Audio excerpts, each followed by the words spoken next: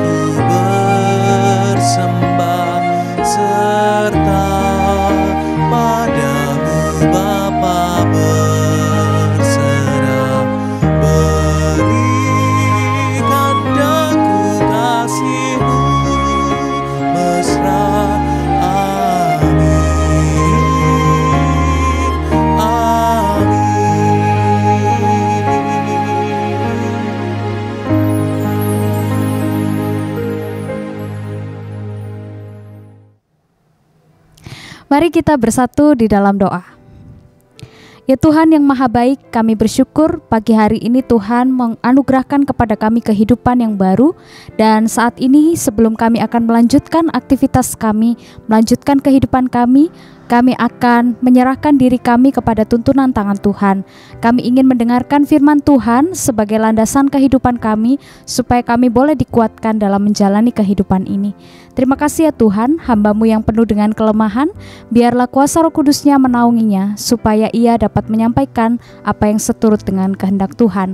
Di dalam nama Tuhan Yesus Kristus kami berdoa. Amin. Bapak Ibu yang terkasih, firman Tuhan hari ini diambil dari Roma 12 ayat 17 sampai 21. Saya akan bacakan untuk kita semua. Janganlah membalas kejahatan dengan kejahatan. Lakukanlah apa yang baik bagi semua orang.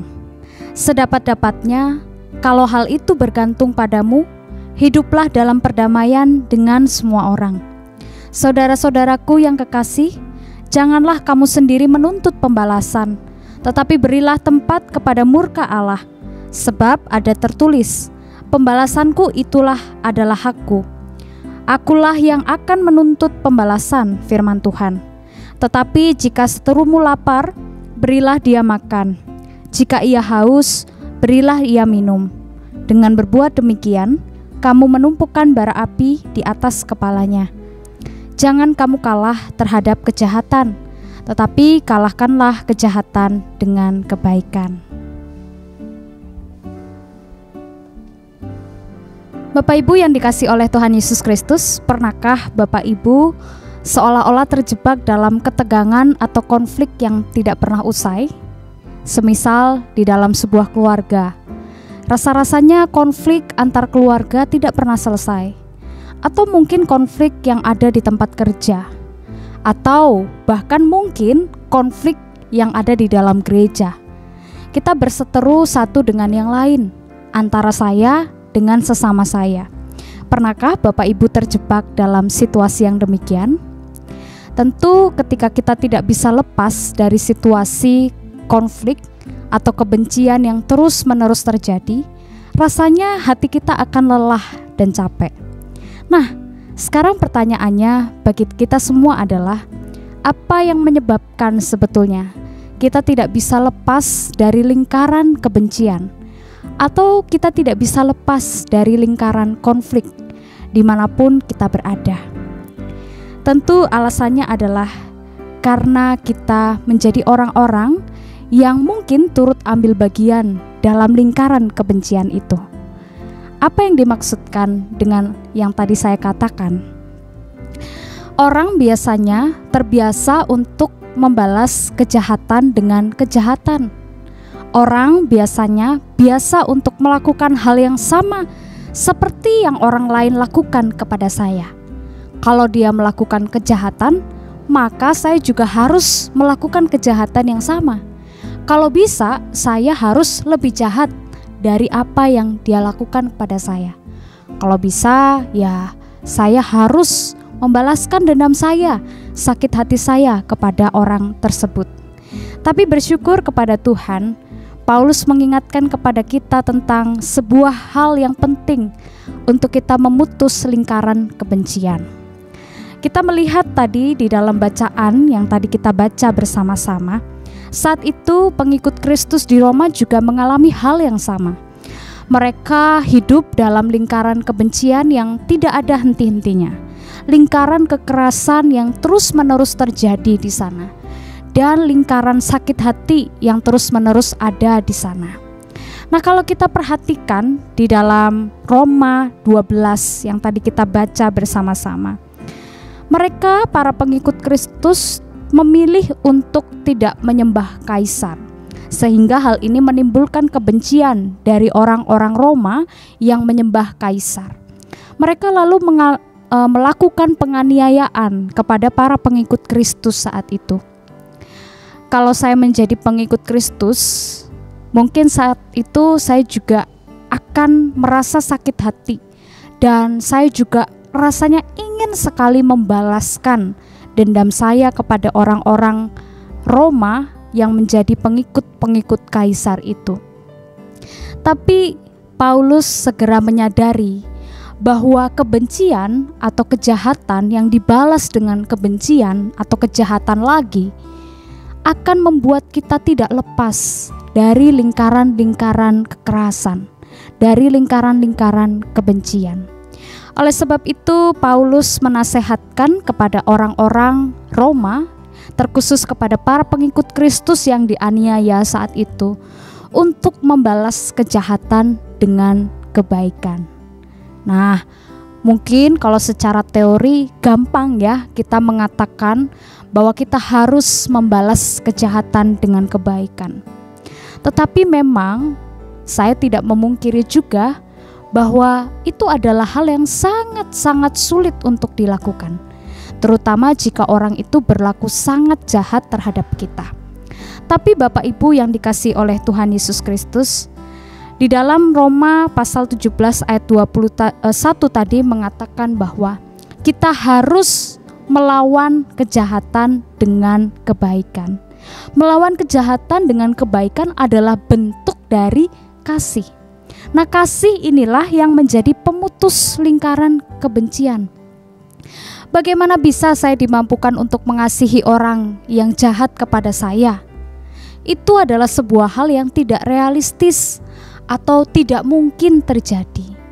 Paulus selalu mengingatkan kepada kita bahwa kasih itu bukan semata-mata apa yang dapat kita lakukan. Kasih itu bukan semata-mata apa yang bisa kita usahakan, tapi kasih itu adalah dapat terjadi ketika kita mengandalkan Tuhan Sang Cinta Kasih untuk melepaskan pengampunan bagi kita, lalu kita juga bisa mengampuni orang yang bersalah kepada kita. Kasih Allah itu memampukan kita untuk bersama-sama juga mengasihi orang lain, sekalipun dalam situasi yang sulit, sekalipun dalam situasi yang tidak memungkinkan, bahkan dalam situasi ketika kita sudah sangat-sangat benci kepada orang yang membenci atau memberikan kejahatan kepada kita. Kita sebagai manusia berdosa hanya bisa mengandalkan anugerah Allah. kita sebagai manusia berdosa hanya bisa mengandalkan kasih Allah. Maka doa kita kepada Tuhan adalah, Tuhan, tolonglah saya supaya saya bisa lebih mengasihi orang yang jahat kepada saya. Tuhan, tolonglah saya supaya saya dapat memutus lingkaran kebencian dengan kasih dari Tuhan. Saya tidak mampu untuk berjalan sendirian. Saya tidak mampu untuk menyatakan kasih di tengah-tengah atau kepada orang yang saya benci. Tapi saya yakin ketika Tuhan menjadi Allah yang bertata di dalam hati saya, Tuhan sendirilah yang akan mengubahkan setiap hati saya. Jadi, fokus kita saat ini adalah melawan kejahatan dengan kebaikan, bukan dengan kejahatan, tapi sekali lagi dengan kebaikan, dengan kasih dari Allah. Masih ingat bahwa air ketika menetesi batu, terus-terusan batu itu akan ditetesi air, maka batu itu lama-kelamaan juga akan terkikis. Batu ketika juga kita lihat di pantai, batu karang yang kuat, ketika terus kita lawan dengan ombak kasih, maka ia akan lama-lama terkikis juga. Begitu juga hati setiap orang. Kita tidak bisa mengharapkan perubahan dari orang itu, tapi kita bisa untuk terus melakukan kasih, sekalipun mungkin hal itu adalah hal yang sangat-sangat sulit bagi kita semua. Bapak Ibu yang dikasihi oleh Tuhan Yesus Kristus, mari menjadi duta-duta damai sejahtera. Mari menjadi duta-duta yang terus menyatakan kasih dimanapun kita berada. Seperti lagu yang tadi kita nyanyikan bersama-sama dalam KJ, yaitu Tuhanku bila hati kawanku terluka oleh tingkah ujarku. Kita diminta untuk tidak melihat atau tidak menuntut orang lain berubah, tapi kita menuntut pertama-tama diri kita sendiri untuk berubah, mendatangkan damai sejahtera untuk keluarga kita, menjadi orang-orang yang mendatangkan damai sejahtera juga di tengah-tengah lingkungan pekerjaan kita, di tengah-tengah lingkungan kita bersosialisasi dengan tetangga. Pasti ada banyak peristiwa juga yang membuat kita jengkel atau benci.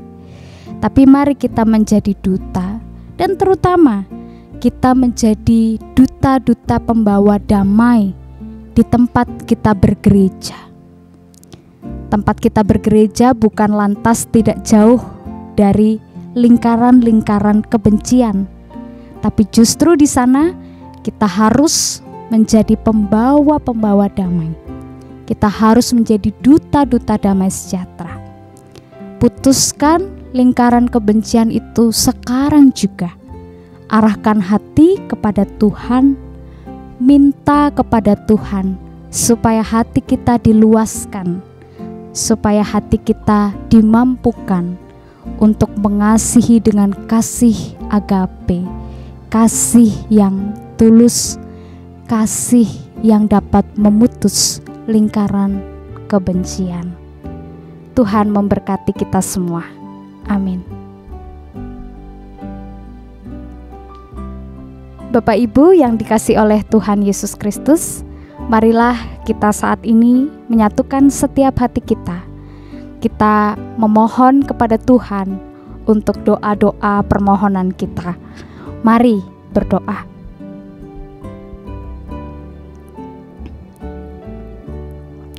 Tuhan Sang Penuh Cinta, kami sebagai manusia yang rapuh tidak mampu jika diminta untuk mengasihi orang yang telah membenci atau berbuat jahat kepada kami. Kami sadar bahwa kasih itu terutama adalah karunia Allah. Oleh sebab itu tolonglah kami supaya kami dapat membuka hati seluas-luasnya, dan kami memohon kepada Tuhan sendiri untuk memberikan karunia-Nya kepada kami.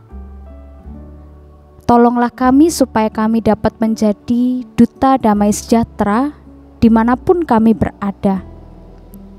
Kami rindu untuk memutus lingkaran-lingkaran kebencian. Kami rindu untuk menjadi orang-orang yang mengasihi sekalipun situasi hidup kami sulit. Kami rindu Tuhan Sang Cinta menguasai kehidupan kami. Saat ini bersama-sama kami ingin berdoa untuk relasi-relasi di dalam keluarga kami. Kami berdoa untuk relasi ketegangan konflik yang mungkin masih terjadi di dalam keluarga kami. Relasi yang penuh dengan ketegangan dan konflik di tengah-tengah lingkungan pekerjaan kami, di tengah-tengah gereja kami, dimanapun kami berada. Kami memohon Tuhan Sang Cinta menolong kami supaya kami dimampukan untuk membalas kejahatan dengan kebaikan. Bukan terutama karena kami mampu dan hebat, tapi kami dimampukan oleh Tuhan. Ya Tuhan, saat ini bersama-sama kami ingin berdoa untuk bangsa dan negara kami. Mungkin bangsa dan negara kami juga tidak lepas dari lingkaran kebencian dan konflik.